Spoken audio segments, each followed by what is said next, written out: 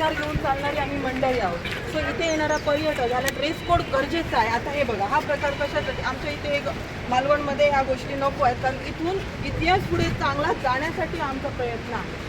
हे मंदिर आहे, हे मंदिर आहे ते आम्ही आध्यात्मिक माणसं आहोत. महाराजांना मानणारी असल्यामुळे आध्यात्मिकच असणार, कारण त्या महाराजांमुळे देवदेवळं सही सलामत आहे. तर इथे पवित्र राखलं जात नाही. माणसाचं हे घातलंय तुम्ही, सुशोभीकरण केलेलं आहे. काही जणांनी म्हणाले सी व्ह्यूसाठी, आम्हाला सी व्ह्यू नको आहे. तुम्हाला कारण सांगते, मागचा जो हे आहे ना तो उंचवटा आणि तो मॅच होतो. सो ना मागून ना बरेचसे वाईट म्हणजे जे हे आहे त्या गोष्टी इथे घडतात. रात्री 10 नंतर भले तुम्ही लाईट ऑफ करा, मागून प्रेमी उगल आत एंटर करतात. हे आमचं वैयक्तिक मत नाही आहे, इथे स्थानिकांनी पकडलेल्या या गोष्टी आहेत आणि पाटील साहेबांचे आम्ही कानावर घातलेलं आहे.